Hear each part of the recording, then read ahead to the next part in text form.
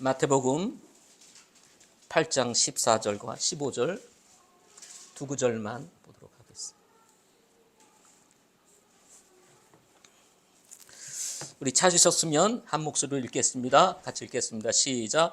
예수님께서 베드로의 집에 들어가사 그의 아내의 어머니가 열병으로 앓아 누운 것을 보시고 그녀의 손에 손을 대시니 열병이 그녀에게서 떠나고 그녀가 일어나 그들을 섬기더라. 아멘.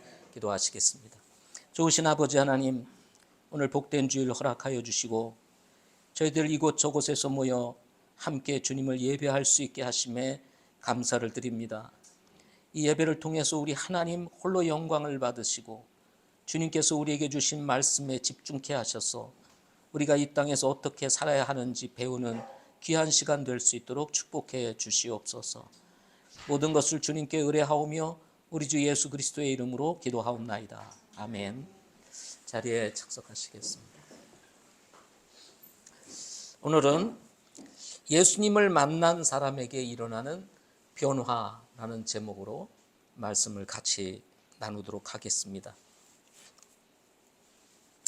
하나님에 대해서 우리가 얘기를 할 때 하나님에 대해서 아느냐, 또 하나님 자신을 아느냐, 이 두 가지 질문은 전혀 다른 의미를 가지고 있습니다. 하나님에 대해서 아는 사람은 참 많습니다. 그러나 하나님 자신을 아시는 분은 많지가 않습니다.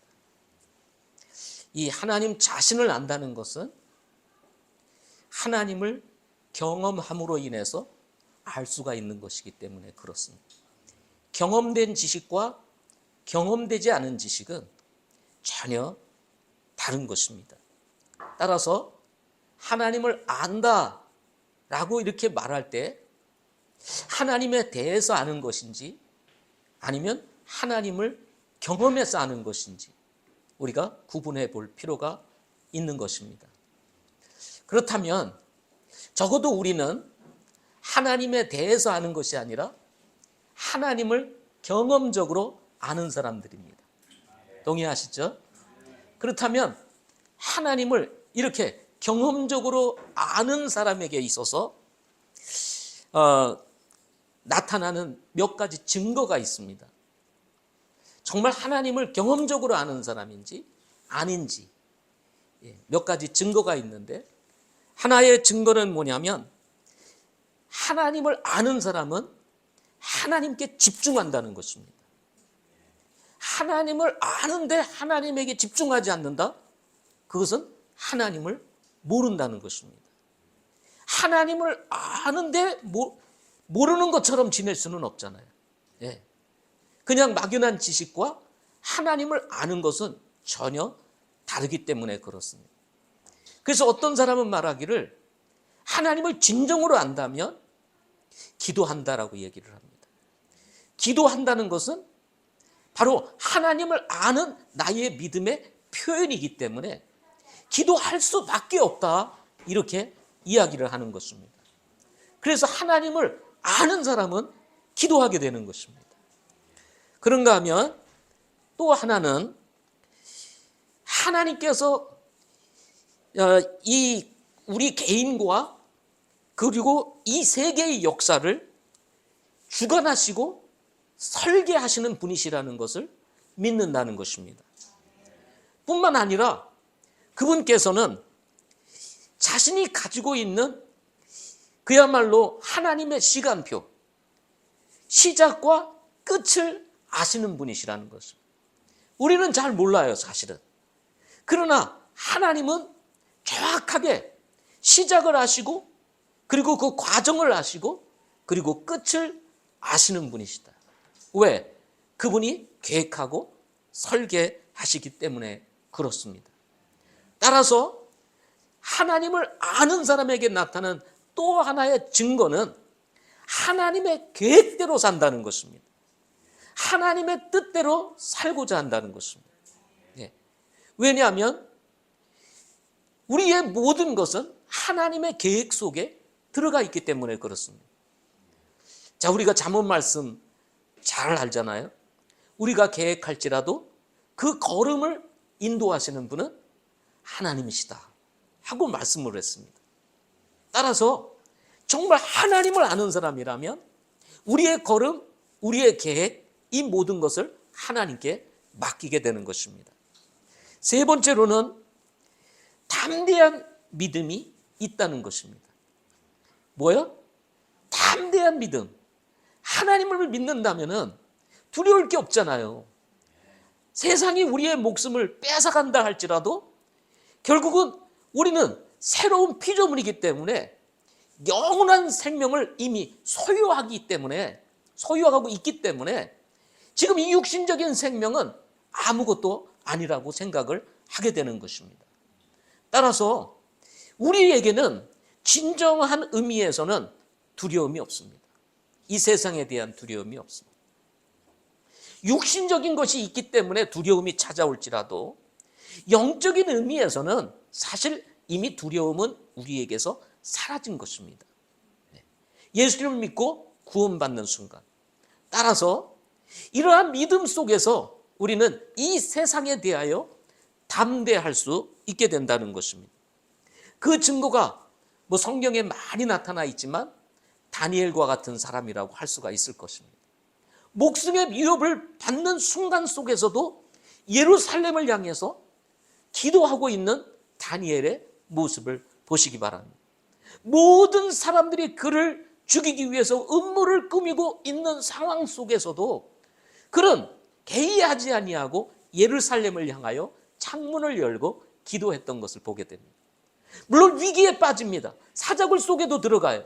그렇지만 하나님께서 건져내시는 놀라운 역사를 경험하지 않습니까? 우리는 그걸 믿는 것입니다.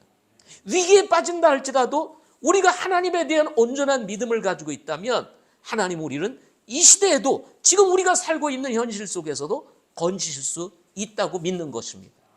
바로 이 믿음에서 뭐가 와요? 담대함이 오게 되는 것입니다. 그런가 하면 마지막으로는 큰 만족을 얻게 된다는 것입니다. 하나님을 믿는 것으로 인해서 만족을 얻는다는 거예요. 비록 내가 좀 가난하게 산다 할지라도, 또 내가 비록 배운 것이 부족하다 할지라도, 그리고 또 저처럼 장애를 가지고 있다 할지라도 이런 모든 것들을 넘어서 예수님으로 인해서 우리는 만족할 수가 있게 된다는 것입니다. 왜 그렇습니까? 지금 있는 모든 것들은 다 지나가는 것이지만 주님이 우리에게 주시는 것은 영원하다는 사실인 것입니다. 이건 다 사라지는 거예요. 없어지는 것입니다. 여러분, 제가 꿈꾸는 것 중에 하나가 뭐냐면 천국에서 저를 만나거든 저의 모습을 생각하지 말라는 겁니다. 그곳에서는 완전히 새로운 몸으로 저를 보게 될 것입니다. 장애를 가진 모습이 아니라 그야말로 새로운 피조물로서의 모습을 보게 될 것이라는 겁니다. 그때 가서 깜짝 놀라지 마세요. 저는 변화되어 있을 것입니다. 그래서 만족할 수가 있게 되는 거예요. 모든 것은 다 지나가고 모든 것은 다 사라지지만 예수님을 믿는 것은 다 고스란히 남기 때문에 그렇습니다. 마태복음 8장과 이 9장은 예수님께서 병 고치시는 이야기로 집중되어 있는 장이라고 할 수가 있습니다. 오늘 말씀도 그 중에 하나입니다.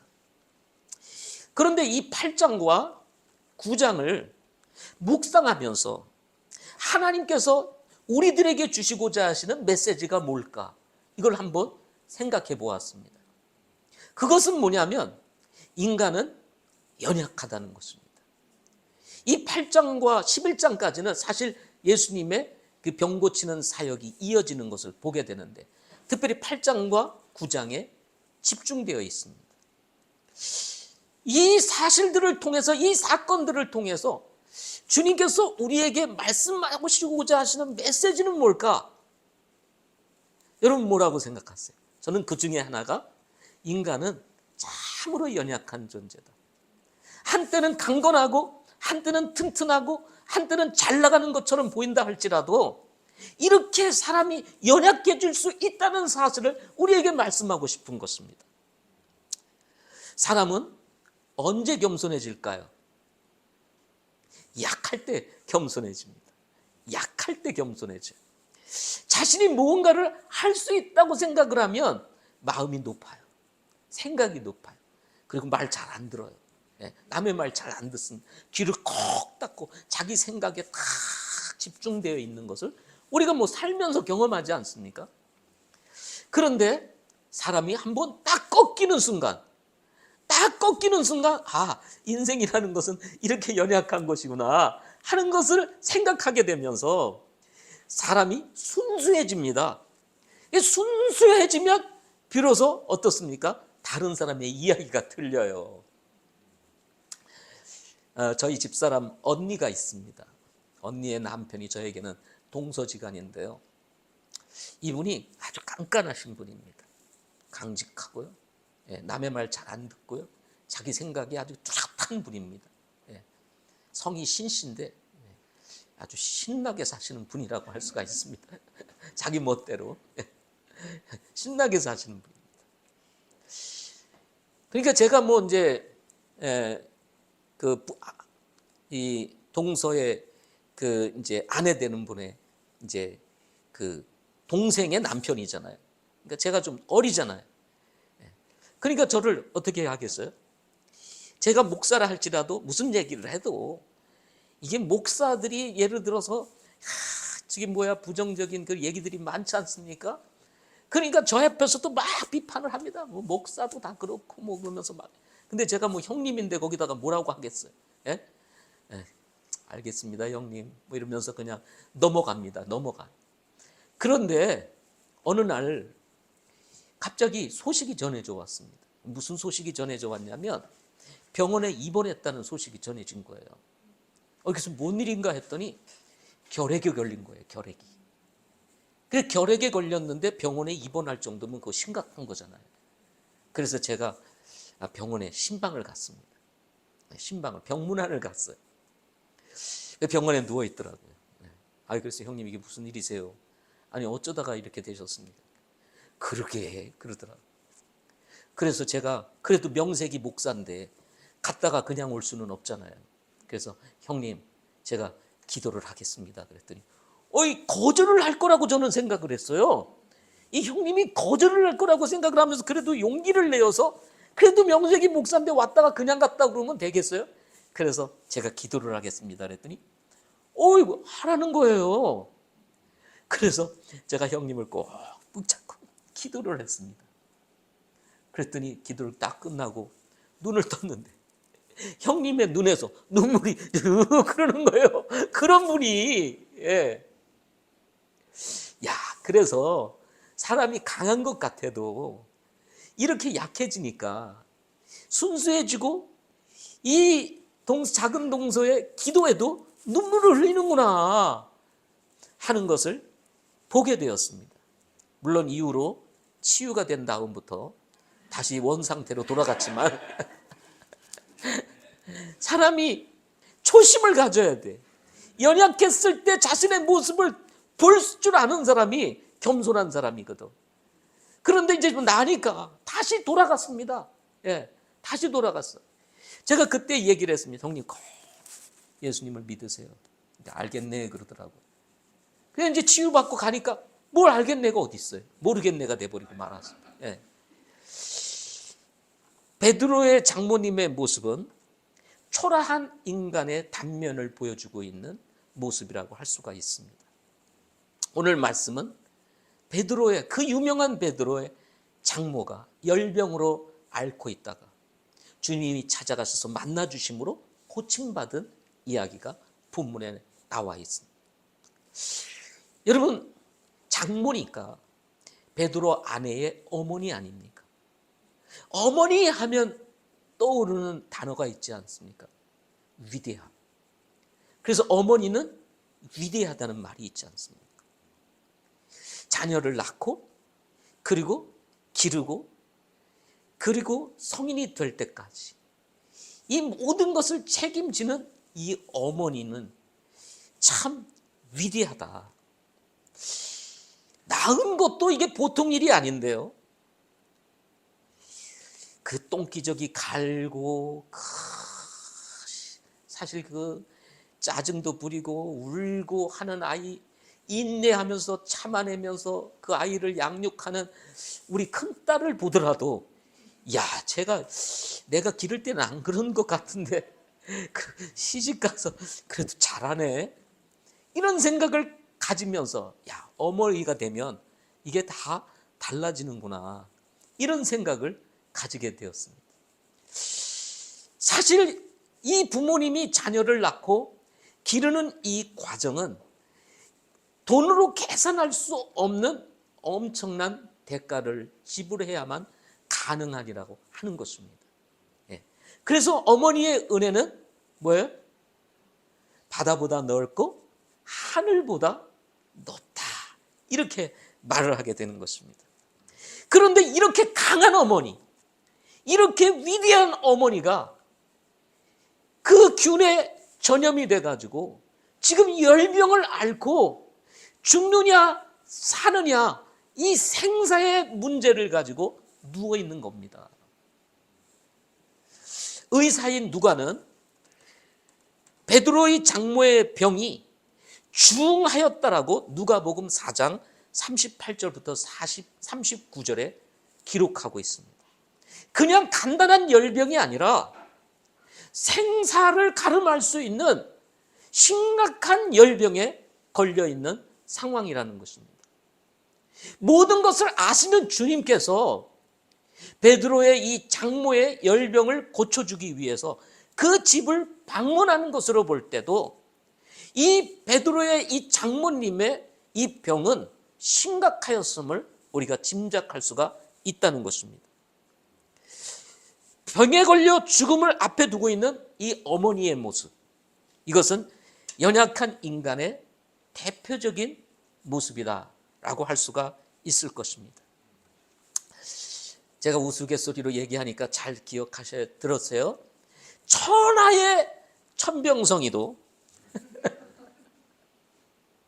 제가 천씨잖아요. 상과 복을 한 몸에 지니신 서상복 목사님도, 천사 같은 이경이도, 남자처럼 당당하신 우리 김금숙 사모님도 멀쩡한 곳이 없습니다. 멀쩡한 곳이 없어. 오죽하면 우리가 제주에 내려왔겠어요. 그렇죠? 멀쩡한 사람이 없어요. 오늘도 오시면서 차를 타는데 우리 김근수 사모님이 갑자기 아야야야 그러시더라고요. 그래서 문을 열고 타시면서 그랬기 때문에 문에 발이 꼈나 그랬더니 그게 아니시더라고요. 한 달 반 전에 일을 하시다가 삐끗을 했는데 그게 잘 안 낫는다는 거예요. 그러면서 조금 더 심해졌다고 이렇게 말씀을 하셨어요. 아니, 그러면 병원을 가보셔야지 왜 안 가보시냐. 근데 이전에 목사님도 그런 경험을 하셨다네요. 그래서 괜찮을 거야 하고 이렇게 말씀을 하셨답니다. 그래서 빨리 가보시라고, 내일은 꼭 가보시라고 이렇게 말씀을 했는데요. 우리가 볼 때는 아무렇지 않은 것 같이 보이고 멀쩡한 것 같이 보여도 멀쩡한 곳이 없습니다.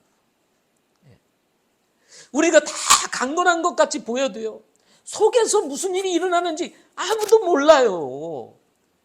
지금 웃고 있어도 저 바깥의 환경이 어떤 환경인지 사실 우리는 잘 모른다는 것입니다. 환경의 변화만 찾아와도, 우리의 삶에 위기가 찾아오고, 내면의 문제만 생겨도 위기가 찾아오는 것이 바로 사람이라는 것입니다. 언제 어떻게 될지 모르는 인생이지만 이런 참으로 연약한 인간을 위해서 찾아오신 아주 멀쩡하신 한 분이 계십니다. 그분은 세상에서 유일하게 죄가 없으신 분이시며 완전하신 분이시며 흠이 없으신 분이시며 섬김의 진수를 보여주신 분, 그분이 누굴까요? 바로 예수 그리스도이십니다. 그분은 우리와 다른 분입니다. 물론 우리와 같은 몸을 가지고 계시고 우리의 연약함을 아시는 분이시고 그 연약함을 지니고 계시는 분이시지만 죄가 없으신 완전하신 분, 그분이 바로 예수 그리스도신 것입니다. 그분이 나와 여러분을 위해서 이 세상에 오신 것입니다. 우리를 찾아 오신 것입니다. 베드로의 장모를 위하여 우리 예수님께서 그 집을 방문하셨던 것처럼 연약한 우리의 인생에 우리 주님께서 찾아오신 것입니다. 한 번은 제가 지금으로부터 한 10년 전입니다. 미얀마 선교 여행 중에 김영규 선교사님 그 사역 속에서 같이 신앙생활을 하고 있었던 한 사업가가 있었습니다. 한국인 사업가가 있었어요. 제가 이제 선교처를 방문하니까 저를 초청해서 사업장에 있는 직원들에게 말씀을 전할 수 있는 기회를 주었습니다. 그래서 미얀마 사람들을 대상으로 해서 통역을 통해서 말씀을 전하게 되었습니다. 불교에 의해서 완전히 그 생각과 삶이 완전히 그 묻어있는 미얀마 사람들에게 갑자기 예수님을 전한다는 것은 쉬운 일이 아닙니다. 이해하기가 쉽지 않기 때문에 그렇습니다. 그래서 제가 서두를 이렇게 시작을 했습니다. 여러분, 제가 참 잘생겼죠? 그랬습니다. 잘생겼죠? 네. 국민 배우 안성기를 제가 닮았다고 그러잖아요. 네. 그런데 저는 생기기는 잘생겼는데 장애인입니다. 잘생기면 무엇합니까? 제가 장애인인데. 저는 희망이 없는 사람이었습니다. 그런데 어느 날 하나님께서 저의 인생에 찾아오셨습니다. 그때 나이 15살. 예수님을 믿고 난 이후에, 예수님을 만난 이후에 저의 인생은 바뀌기 시작을 했습니다. 그리고 55살이 되었습니다. 제가 그때 55세 때 미얀마 선교를 갔던 거예요. 55살이 되었습니다. 40년이 지난 거죠. 그리고 지금 미얀마에 와서 여러분 앞에 서 있습니다. 제가 미얀마에 왔다는 것, 그리고 여러분을 만나고 있다는 것, 그리고 제가 여러분에게 말씀을 전할 수 있다는 것, 이것은 저의 인생에 찾아온 변화의 증거입니다. 하고 얘기를 했어요. 그러면서 제가 말씀을 드리기를, 여러분도 예수님을 만나면 인생이 변할 수 있습니다. 베드로의 장모가 열병으로 앓고 있을 때 예수님께서 찾아가셨습니다. 그리고 그를 만져주시며 그의 병을 고쳐주셨습니다. 이때 성경은 베드로의 장모에게 일어난 변화에 대해서 3가지로 간단하게 이렇게 기록을 합니다. 열병이 그에서 떠나고 라고 말하죠. 예수님을 만나는 순간 이 장모님에게서 일어났던 변화, 그것은 열병이 떠났다는 것입니다. 아멘 안 하세요? 지금 생사를 지금 두고 지금 이 열병을 안고 있는 지금 이 어머니, 그런데 예수님을 만져주는 순간 열병이 떠나갔어요. 얼마나 놀라운 변화입니까? 근데 열병만 떠나간 것이 아니라 2번째 변화, 그녀가 일어났다라고 얘기를 합니다. 누워있는 자리에서 일어났습니다.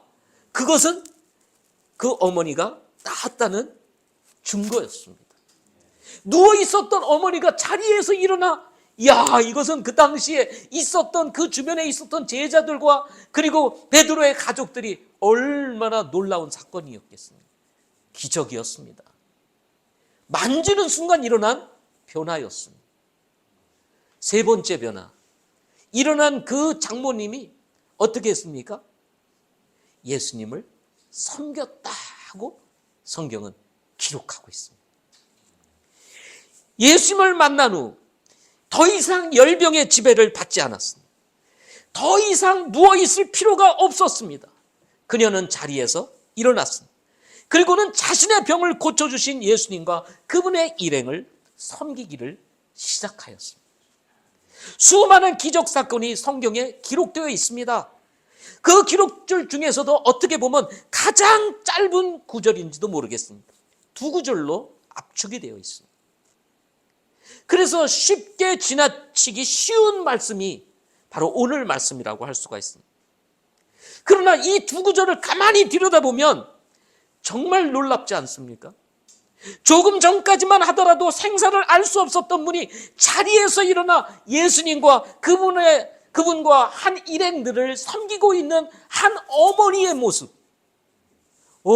이거는 정말 놀라운 일입니다. 그런데 오늘 이 메시지를 통해서 우리에게 주시고자 하시는 핵심 메시지, 그것은 뭘까요? 그것은 우리도, 누구도, 어떤 사람도 예수님을 만나면 이런 변화가 찾아온다는 것입니다.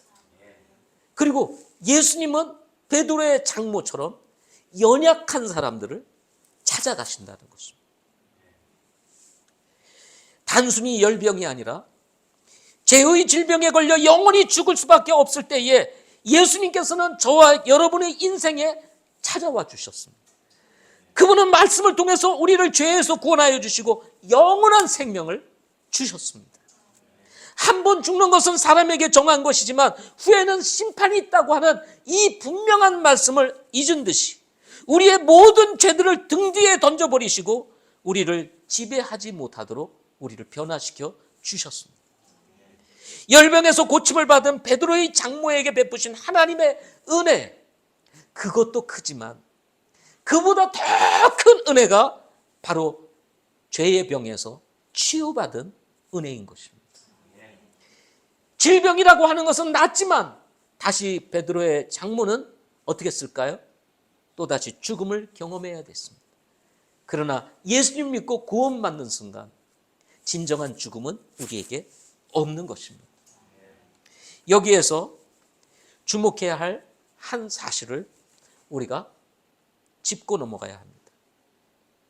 이런 만남, 이런 예수님과의 만남에는 반드시 변화가 따라오기 마련이라는 것입니다. 한 번은 선교 여행에 이제 가게 되었는데요. 그때에 지난번에 우리 행당동 성서침례교회 집사님들이 방문을 하셨잖아요. 그중에 우리 김종진 집사님과 함께 이렇게 선교 여행을 함께 동행하신 적이 있었습니다. 선교 여행을 이렇게 하고 나면서 우리 집사님에게 제가 물었습니다. 선교 여행 어떠셨어요? 하고 물었습니다. 그랬더니 이분이 답하시기를 식어졌던 선교의 마음이 다시 회복이 되었습니다. 식어졌던 선교의 마음이 다시 회복이 되었습니다. 선교의 현장에 가서 보기만 해도 마음의 변화가 일어나기 시작한다는 것입니다. 실제로 우리 집사님은 거의 매월 선교를 위해서 200만 원 이상의 선교 헌금을 드리는 분이죠. 쉽지 않죠, 그죠? 제가 지난번에 몽골 선교를 이제 가게 되었는데 그때 한 도서관 개관을 하는 오픈 예배가 있었습니다. 여병무 선교사님이 이 도서관을 건축하고 이제 오픈을 하게 되어서 그때 우리가 그 오픈식에 참여를 하게 되었습니다. 그때에 큐사랑 염색빵 체인을 운영하는 그 회장님이 몽골에 이 염색빵 체인점을 오픈하기 위해서 홍보차 이렇게 몽골에 왔다가 같이 그 개관 예배에 참여를 하게 되었습니다.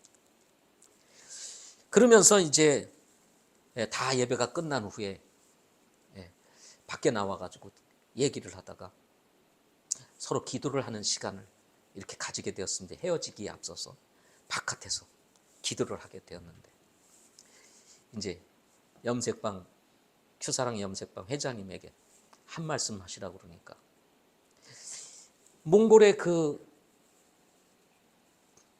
뭐랄까요, 도시, 뭐 우리처럼 이렇게 도시의 개념이라기보다는 이렇게 집들이 쫙 그냥 산 등성이로부터 시작해서 쫙 판잣집 같은 것들이 이렇게 쥐어져 있는 것들을 한눈에 쫙 내려다보면서 자신이 과거 어린 시절에 한국이 이랬었다는 겁니다.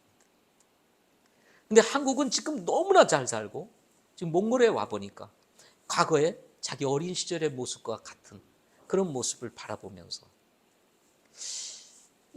울컥하시면서 눈물을 흘리시면서 자기의 감회와 소회를, 그리고 이 선교 현장에 있다는 이 사실에 대해서 감사하는 이야기를 하게 되었습니다. 그 전에 우리 여병모 선교사님이 오픈식을 하면서 비전을 얘기를 하게 되었는데, 그 비전이 뭐냐면, 그 도서관이 좀 공간이 땅이 넓지를 않아요. 그런데 후에 바로 그 옆에 있는 땅을 우리가 매입을 할 계획을 가지고 있습니다 하고 얘기를 했어요. 그게 어느 정도 되느냐 가격이, 그랬더니 4천만 원인가 5천만 원 정도 되는 가격인데, 땅이 굉장히 넓어요. 몽골은 싸니까.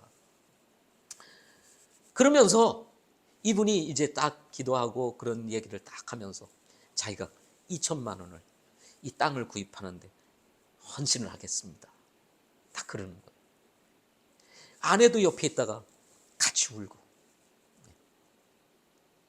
선교의 현장에 와서 주님의 마음을 가지고 선교지를 바라보면서 하나님이 우리를 사랑하시고, 그리고 이 몽골을 사랑하시고, 이 열악한 환경 속에서 선교를 하고 있는 선교사님을 바라보고 도서관을 개관하고 어린아이들에게 미래를 보여주고 꿈을 꿀 수 있는 기회를 주고 그들에게 복음을 전할 수 있는 이 일을 하고 있는 한 선교사님의 이 사역을 바라보면서 이 회장님의 마음속에 큰 변화가 일어나게 된 겁니다. 한 번은 여병무 선교사님인가 김종옥 선교사님이 같이 몽골에서 사역하고 있는데, 큐사랑 이 염색방 이 세미나가 있었습니다. 그래서 많은 사람들이 이제 염색방을 관심을 가지신 분들이 와서 세미나를 듣는데, 김종옥 선교사님인가 여병무 선교사님이 왔었는데 거기 오라는 거예요. 그래서 거기서 간증을 하라는 거예요. 그래서 갔습니다. 그리고 거기서 또 간증을 했어요. 그랬더니 이 큐사랑 이 회장님이 그곳에서 또 1,000만 원을 더 헌금을 했어요. 그래서 땅 샀어요. 땅 샀어. 네. 하나님의 놀라운 역사가 일어나게 됩니다. 선교 현장만 가서 보더라도 이런 변화들이 일어나게 된다는 것입니다. 하물며 예수님을 만나 죄 사함을 받고 구원을 받았는데 변화가 없다? 그거 이상한 것 아닐까요? 아니, 선교 현장 가서 보더라도 마음의 변화가 있어서 그 힘들게 번 돈 하나님 앞에 드리고 선교를 위해서 드리는데, 우리가 제사함을 받고 구원을 받아 하나님의 자녀가 되는 이 놀라운 축복과 특권을 누렸는데 변화가 일어나지 않는다?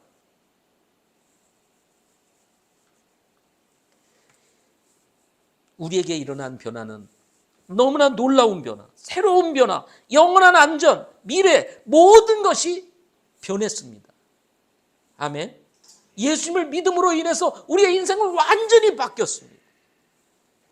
절망 가운데 주저앉을 수밖에 없고, 이제 정말 죽음이 우리의 인생을 뒤덮을 수밖에 없는 상황 속에서 우리 주님을 만남으로 우리는 그 자리에서 어떻게 했어요? 일어나게 되었습니다. 새로운 삶을 향해서 나아갈 수 있는 기회를 하나님께서 허락해 주신 것입니다. 마치 인생이 끝나는 것 같이 보이는 그런 삶이지만 끝났다고 생각했을 때 새롭게 시작되는 인생, 그것이 바로 예수님을 믿는 사람들의 인생이라고 할 수가 있는 것입니다. 예수님을 만나지 못하신 분들은 이해할 수 없는 말입니다. 연약함과 한계라고 하는 울타리에서 사는 사람으로서 결코 이해할 수 없는, 이런 얘기 아무리 해도 이해를 못하는 겁니다. 엉뚱한 소리 한다, 도대체 무슨 말 하는지 모르겠다. 그러나 예수님을 믿고 구원받은 사람이라면 이게 무슨 말인지를 이해하는 거예요.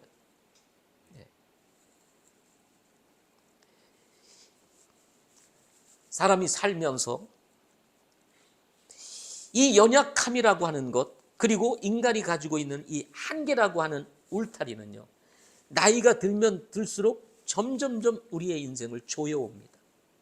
그리고 정말 인간은 연약한 존재구나, 아무것도 아니구나, 내가 그렇게 열심히 살아왔고 젊음을 지나서 노년에 들어가 보니 아무것도 아니라는 거예요. 그래서 허물을 느끼게 되는 것입니다. 인생이 아무것도 아니라는 것입니다. 아무리 잘 살고, 그리고 아무리 좋은 옷 입고 좋은 음식을 먹고 그리고 좋은 옷을 입고 좋은 집에서 살아도 노인이 되면요, 딱 한 단어로, 한 문장으로 요약할 수 있습니다. 그게 뭔지 아세요? 초라함이라는 거예요. 참 초라해집니다. 얼굴부터 초라해져요. 그래요, 안 그래요? 초라해집니다. 아무리 씻어도 냄새가 나요.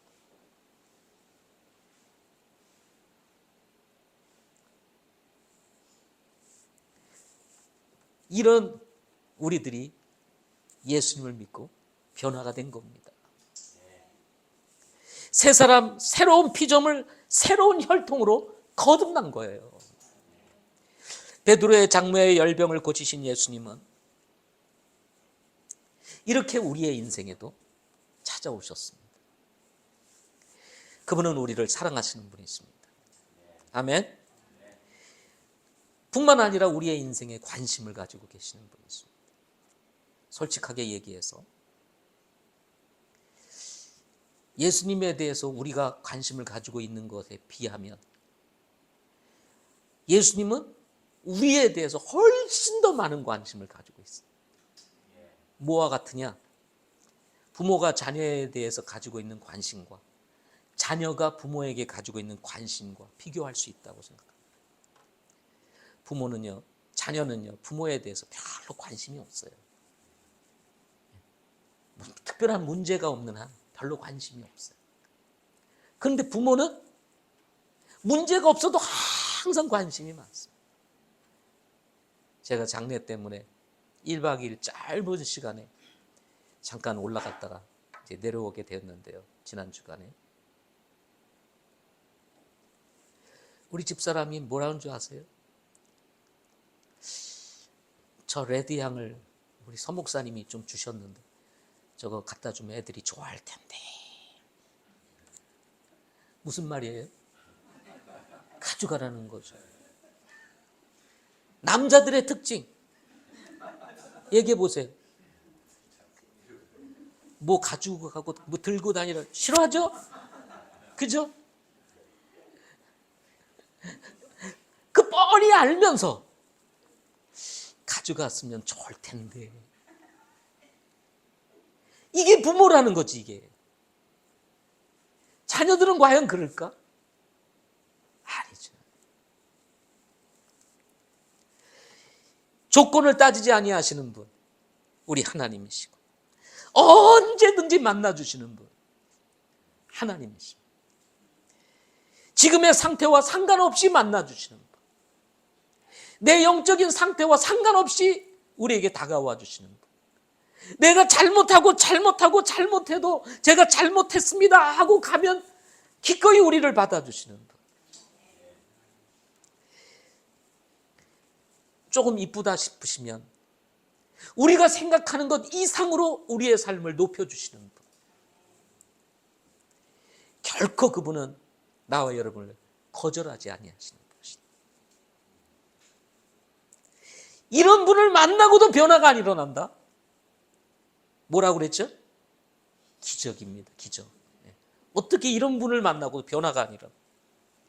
죄에서 떠나고 좌절과 절망의 자리에서 일어나 하나님을 섬기는 기쁨을 누리는 이런 놀라운 변화가 일어날 수밖에 없는 것입니다.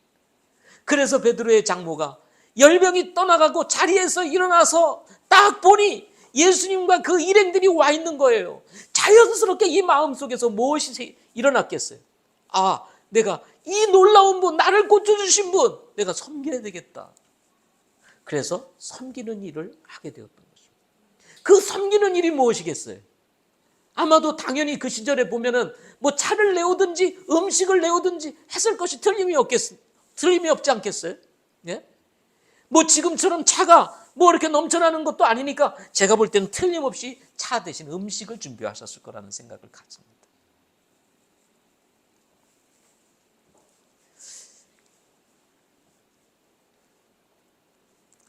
제가 이제 목회를 하면서 믿음 좋은 성도라고 생각을 했는데 가끔 이런 말씀을 하시는 분들이 계세요. 그게 무슨 말씀이냐면은 제 자녀가 만약에 혹시 하나님의 부름을 받고 목회를 한다 그러면 저는 말릴 겁니다.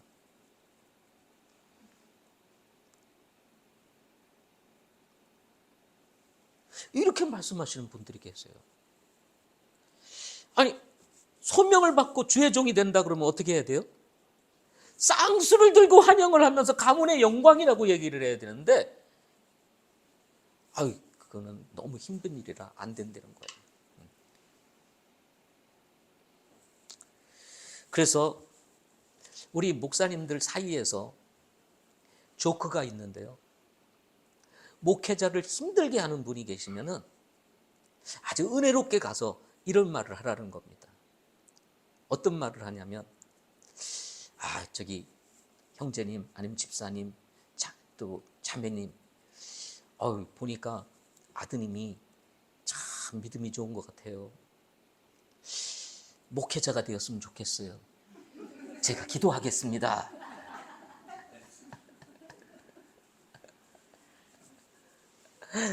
그렇게 하라는 얘기입니다.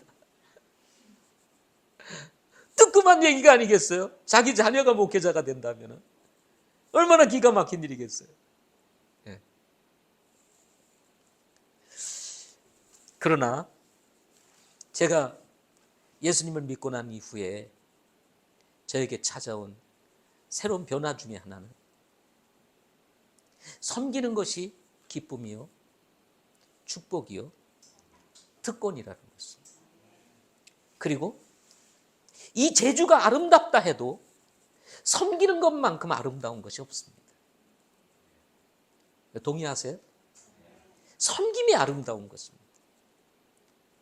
이 자연이라고 하는 것은 그냥 보면 끝나요.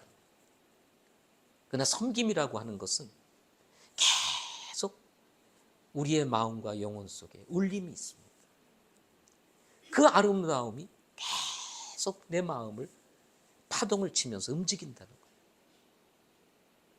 감동을 준다는 거예요.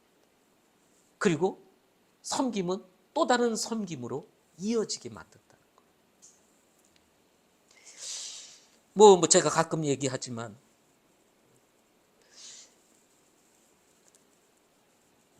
제가 제주에 와서 다시 목회하는 이유 어디에 있을까요? 섬김이 기쁨이니까, 섬김이 축복이니까, 섬김이 특권이니까.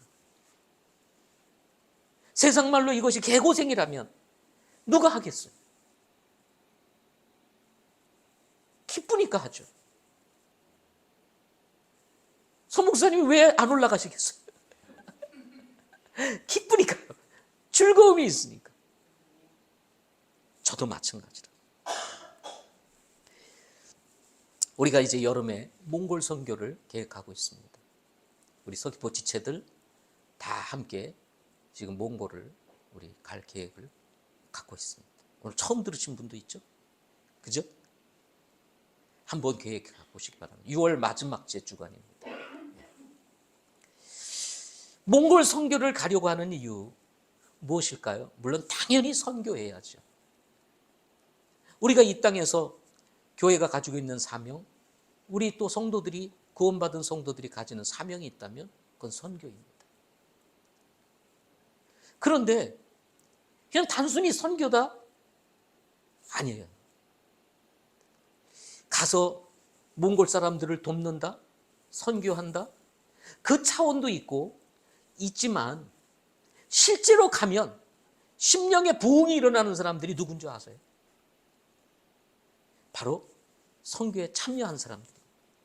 간 사람들 마음에 부흥이 일어납니다. 예. 정자매님 맞죠? 예, 몇 번씩 갔다 오셨다 그러니까 제가.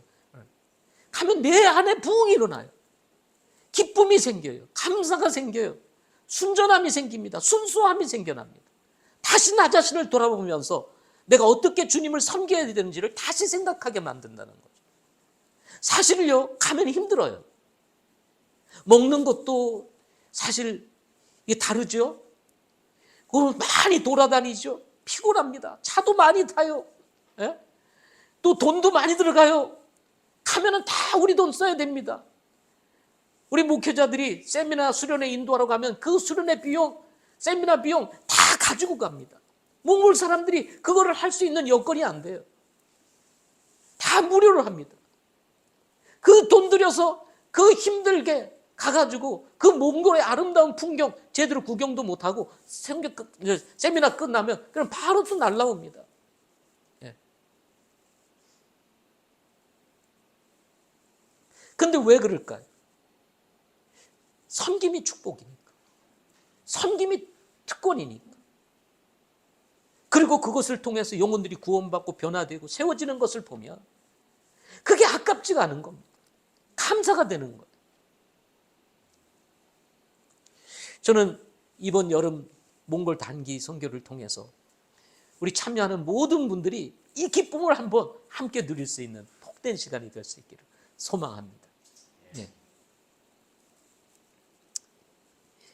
열병에 걸려 죽을 수밖에 없는 베드로의 장모가 고침을 받고 고쳐주신 예수님을 섬기는 것이 그녀에게 있어서는 얼마나 큰 기쁨이었을까?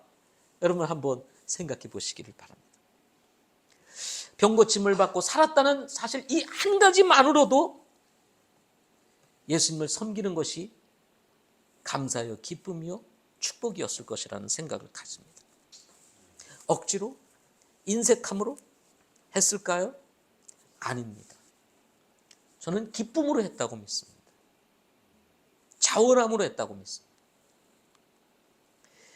저는 지금도 그리스도인들에게 있어서 이 최고의 기쁨과 특권은 우리를 구원하신 하나님, 우리를 만드신 하나님, 우리를 인도하시는 하나님, 지금도 우리의 삶 가운데서 역사하시는 하나님, 우리의 만물을 주관하시는 하나님, 역사의 주관자이신 하나님, 다시 오실 하나님을 우리가 섬길 수 있다는 것입니다.